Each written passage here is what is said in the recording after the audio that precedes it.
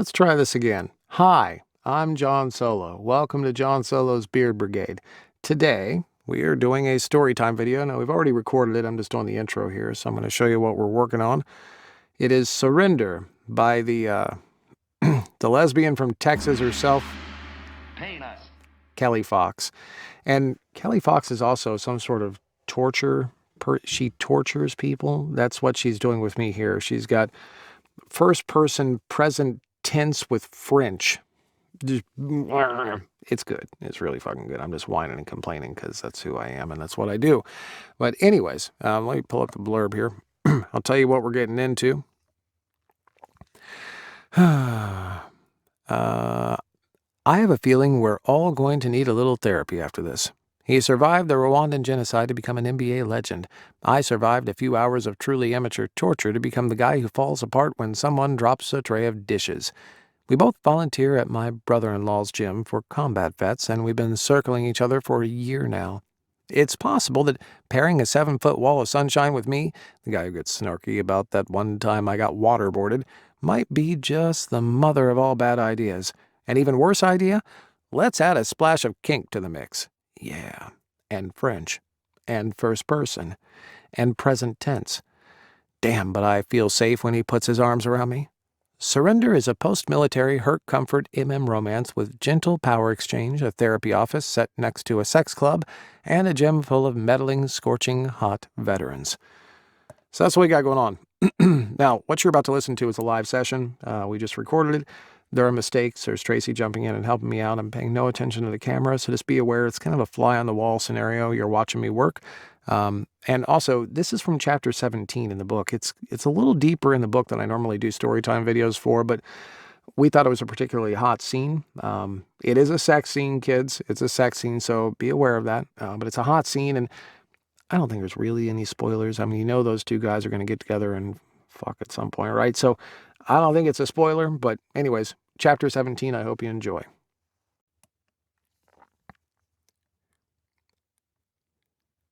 Chapter 16.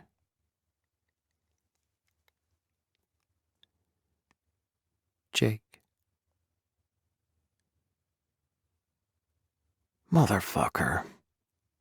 I'm in the parking lot of the pizza shop, hoping to find my wallet and phone, but no joy.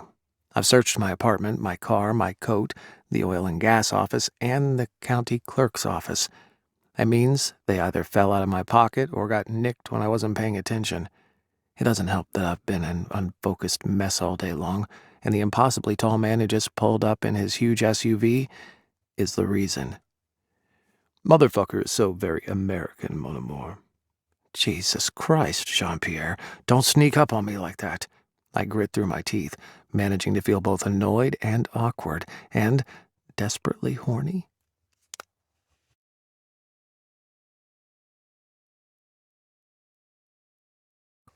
And desperately horny.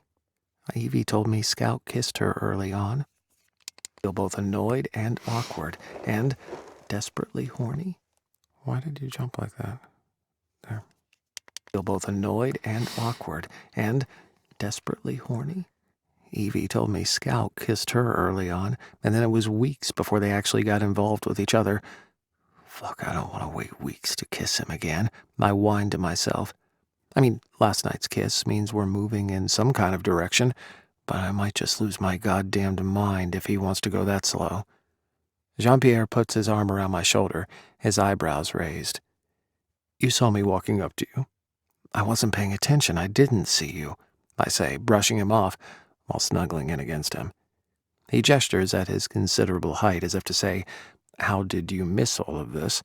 And then asks, Mon amour, why are you so prickly right now?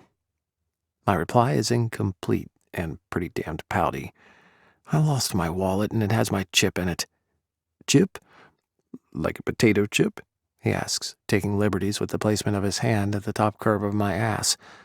Okay, he might not wait 3 months to kiss me again. I shake my head and try very hard not to smile. I kind of like that he's not letting me get away with a bad attitude this evening.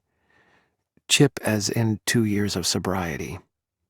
Jean-Pierre's eyes track my posture and then he checks his watch. Oh, yes, Your AA coin. It's a good thing I saw these lying on the counter at the gym then.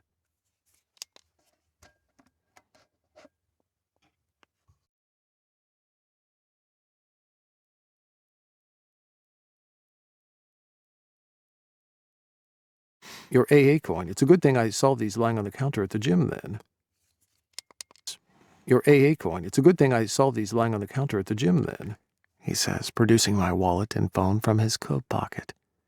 Wordlessly, I accept my things and slide them into my coat pocket, then lightly kiss his lips as I slide back into our hug.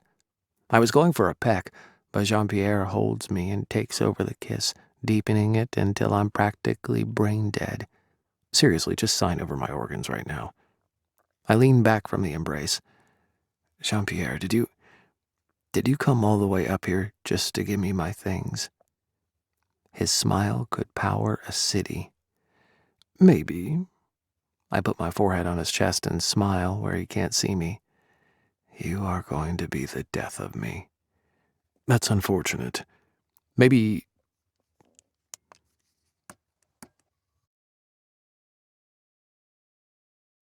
You are going to be the death of me. That's unfortunate. Perhaps instead of death, you can come out to the dinner with me and Lucas tonight. When he says dinner, he means the annual Texas X's Charity Ball, the major media event in the Austin area. With all of the kissing, I hadn't registered what he's wearing. He's dressed in an ombre black and burnt orange brocade suit, and his watch is a classic gold Rolex with a diamond-rimmed face that fits his wrist perfectly. This watch makes his expensive sports watch look like a Swatch watch from the 90s. I roll my eyes, because he's wearing a pair of leather... Berlutis? Berlutis. Makes his expensive sports watch look like a Swatch watch from the 90s.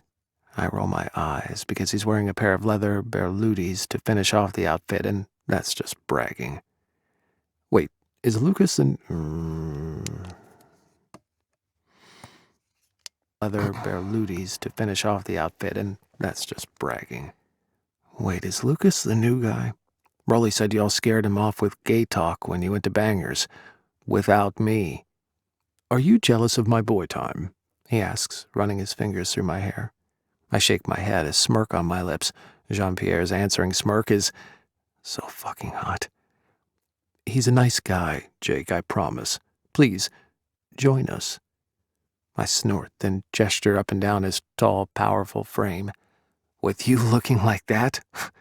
I'm not imagining it. That is a Joshua Kane original you're wearing.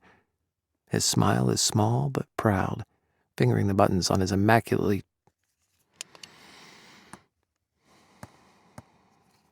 Kane original you're wearing. His smile is small but proud. Fingering the buttons on his immaculately tailored waistcoat, he gives a brief nod. The suit, watch, shoes, none of it off the rack. Fingering the buttons on his immaculately tailored waistcoat, he gives a brief nod. The suit, watch, shoes, none of it off the rack, right? He bites his lower lip and looks at me with those expressive eyes of his, lined with gold as they nearly always are. I roll my eyes and pull my wool coat around me a little more tightly. Thought so. No way I'm showing up in my new goth chic and the boots I bought last year from Macy's. I'd look like a Dickinson orphan compared to you, even if I didn't have to help Scout set up for I'd look like Dickensian. a Dickensian orphan. Dickensian. Showing up in my new goth chic and the boots I bought last year from Macy's. I'd look like a Dickensian orphan compared to you, even if I didn't have to help Scout set up for this neighborhood meeting tonight. No, thank you. He shoulders me, unintentionally knocking me off balance, then puts his hands on me to prevent the fall. It excites and irritates me. I'm perfectly safe. There's no need for that prickly nonsense. It's just Jean-Pierre Sahin, basketball legend, fashion icon, fantastic kisser, and solid wall of fuckable man. Come on, Jake. Evie says you have a closet full of fancy suits. Let's grab one and head over. I hesitate, running my hand over the scruff of my... Evie says you have a closet full of fancy suits. Let's grab one and head over. I hesitate, running my hand over the scruff on my cheeks. I don't think he understands that this is dangerously close to a date.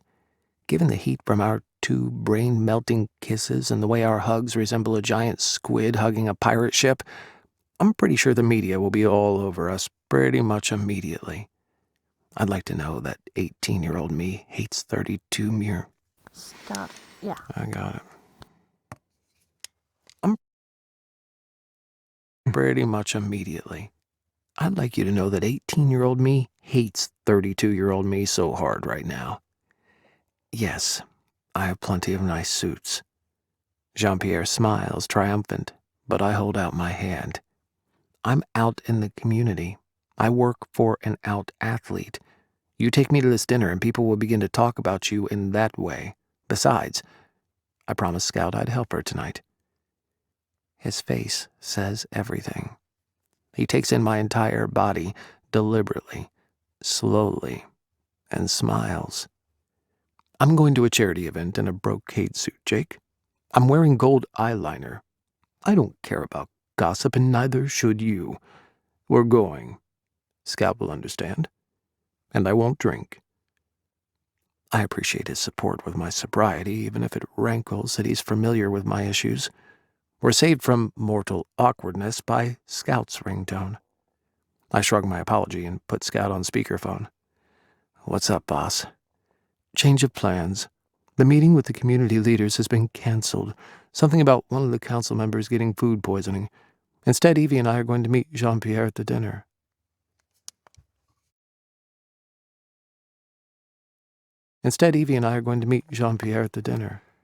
His taunting smile lights up his face. Hey, Scout, my friend. That is awesome news. Bet you won't look as sharp as I do. Jean-Pierre, you clothes whore. Nobody looks as good as you do. I don't know, baby. You're pretty fucking hot in this suit of yours. Jean-Pierre, you clothes whore. Nobody looks as good as you do. I don't know, baby. You're pretty fucking hot in this suit of yours, says my sister from somewhere else in the room. Might have to cut short the evening, and I groan. Gross, Evie, you're on speakerphone. Evie's cackle filters through the phone, and I can't help but smile. They are so good together. Jean-Pierre leans in over my shoulder, smelling like expensive sex. Scout, your timing is perfect. I told Jake to come with us. I don't know, chirps Scout. Jake, do you even own anything that wouldn't peg you as an extra in Oliver Twist? See, I mouthed to Jean-Pierre, whose closeness and deep chuckle warmed my stomach. I need an encore of last night before my brain goes into nuclear meltdown. I know for a fact that I have seen an encore of last night before my brain goes into nuclear meltdown. I know for a fact that I've seen Jake quite fashionable, and I trust his taste implicitly. We are going to his condo right now, and I will pick out something appropriate. We'll be there a little late, but we'll be there in style. His tone isn't pushy, exactly, but it doesn't brook debate. Damn, that's hot.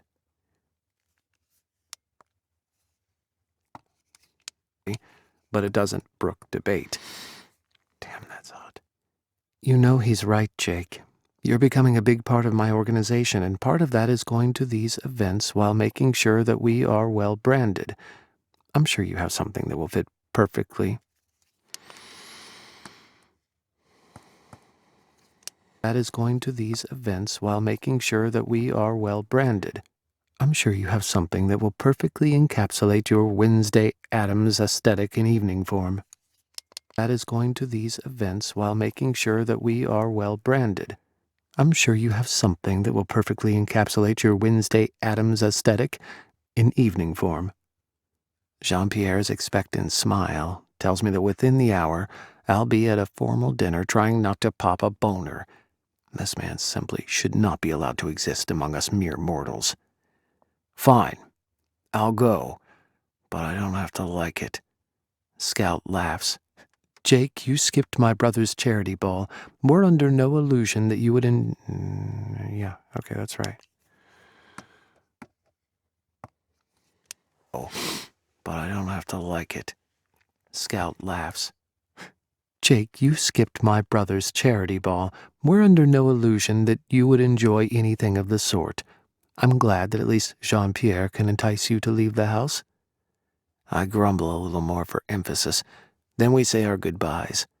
When I hang up, Jean-Pierre's smile is almost a leer, and he pulls me in tight, smelling my hair and exploring my ass with his possessive hands as he kisses me breathless. Okay, fine. I might look forward to going. Maybe. After another moment of making out in the parking lot, I stand back from him, just so that we don't end up fucking on the asphalt. I can't believe I'm going to this snooze fest with you. I don't see why, he says, grinning as he pushes back a stray hair which nets a scowl. I'm pretty persuasive. 18-year-old me loves being persuaded by Jean-Pierre. 32-year-old me is excited and only slightly wary. Whatever, I say, making my way to my truck. I smell him on my coat and revel in his intoxicating scent. He smiles wickedly as he calls out, "You can scowl all you want."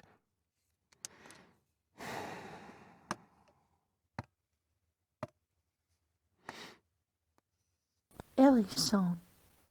I don't know what you just said. Hérisson. I said that French word.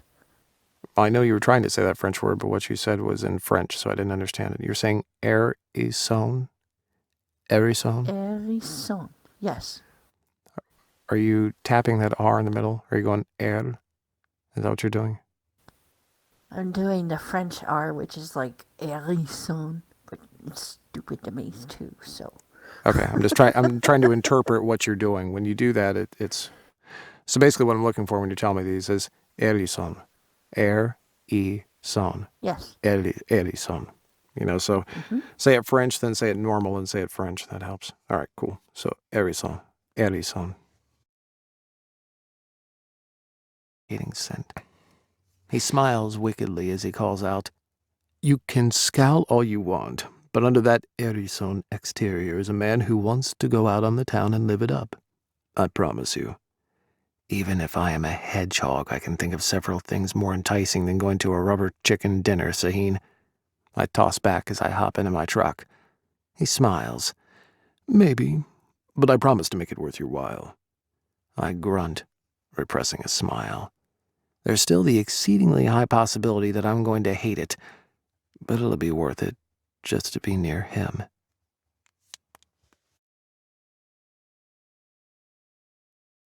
Near him.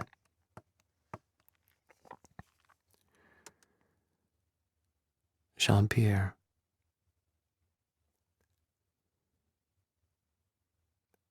I follow Jake to his condo.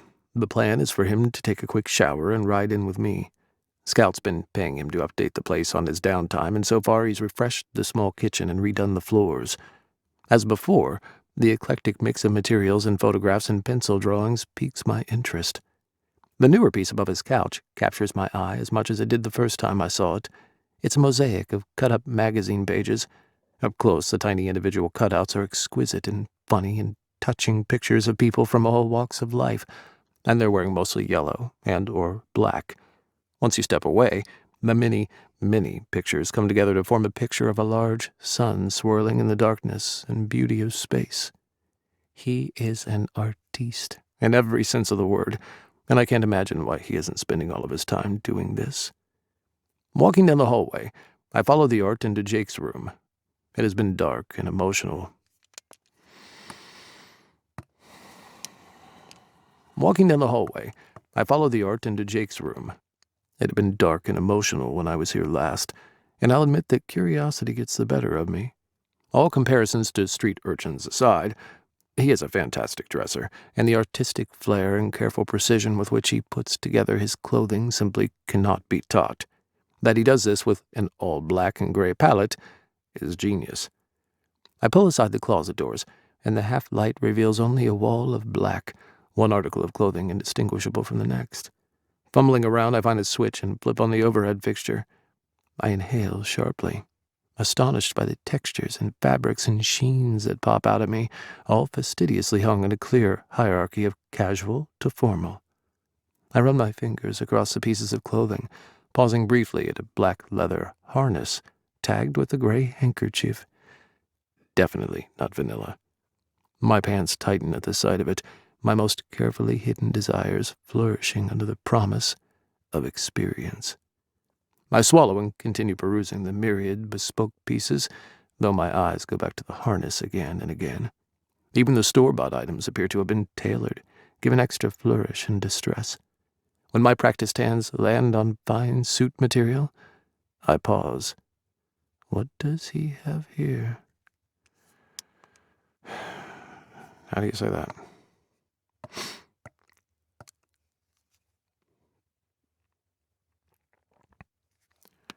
All right. I did look it up, I think. It's Dutch, if I'm not mistaken. I need to look that up. Hang on. I'm looking.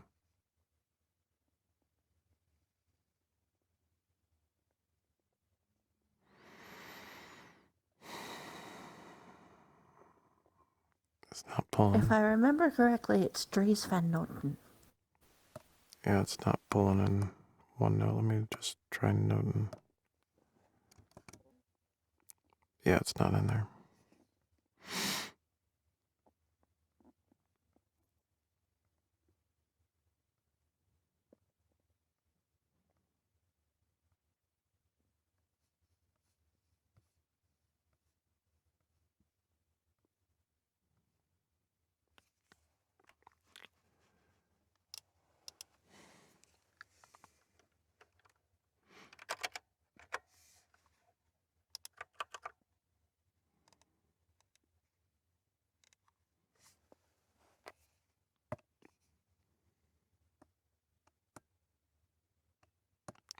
Do people actually know what these are?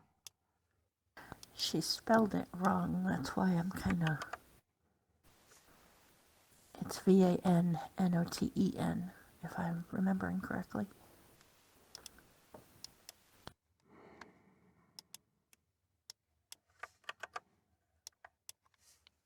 Why is that not fucking copying? Copy, motherfucker. Still not. Alright, fine.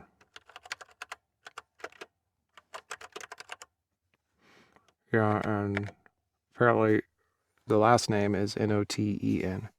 So it's Van, then Noten. Right. That's what I was trying to say. Dries van Noten. Dries van Noten. Alright. So the answer is no. Apparently not everybody knows who the fuck this is, including the author. Dries van Noten. Apparently not. I pause. What does he have here? It's Dries van Noten in black on black plaid, which means that Tommy sewed this for him personally. I recognize the long, almost duster-length suit jacket, the pants detailed with a pleated skirt panel, and the vest fitted to within an inch of its life. I imagine a very chic party at which he was spying on a dangerous criminal organization, and I start to wonder if he'll consider role-playing. What are you doing? Jake's question is careful, and I spin around with the Van Noten. Van Noten. How do we say that? God damn it. Van Noten. Thank you. Consider role-playing. What are you doing? Jake's question is careful, and I spin around with the Van Noten in my hands. You must wear this. It is stunning.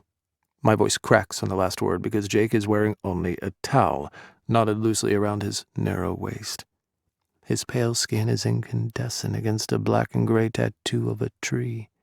It follows his strong, spare body from the gnarled roots at his hip to the trunk of the tree, wrapping around his ribs, to the reaching branches that decorate his shoulder blade.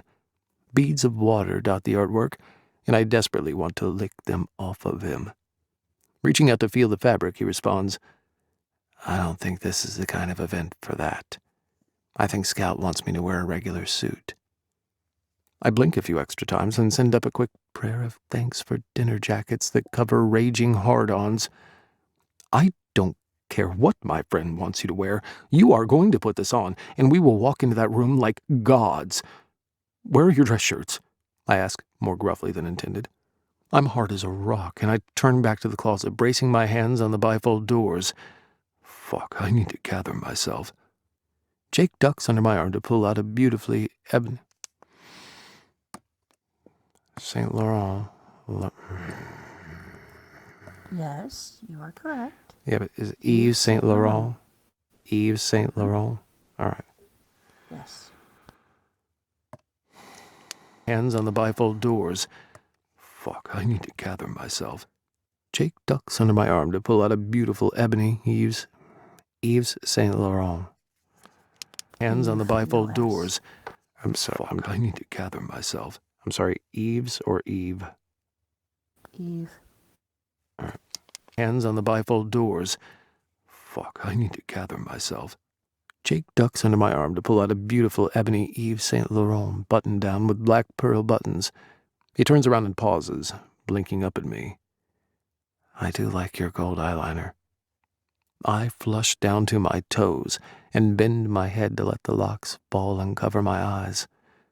It's just the thinnest little line. I've seen it on you these last few weeks.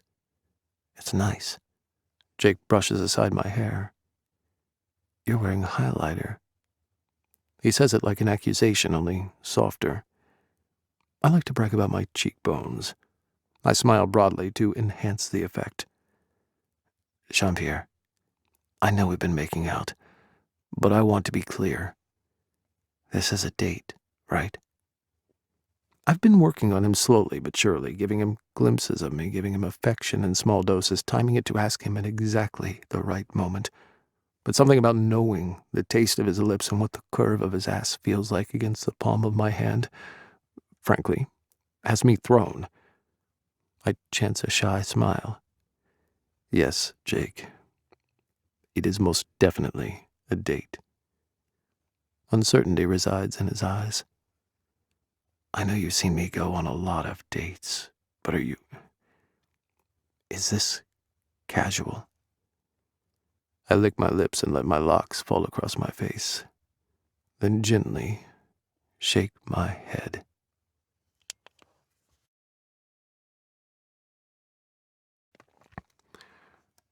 French is frustrating, but I knew what we were getting into, so that's all fine and well and good. We deal with that. Hey, Emma, I was worried about you. She can't even hear me. But designer fashion fucking names just piss me the fuck off. Who cares? Sorry. I can't agree more. It is so beyond pompous.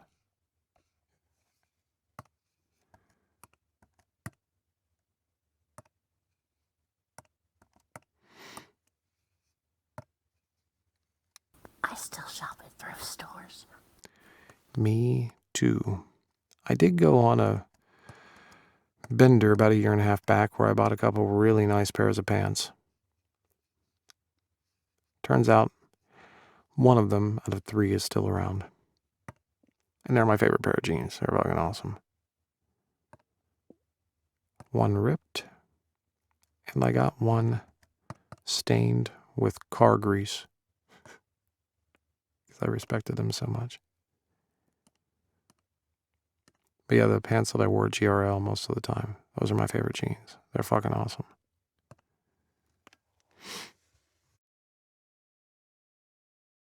But yeah, at this point, thrift store.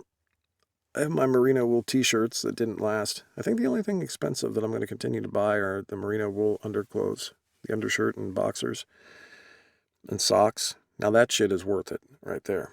And it's not like designer clothes. But goddamn, that's worth it.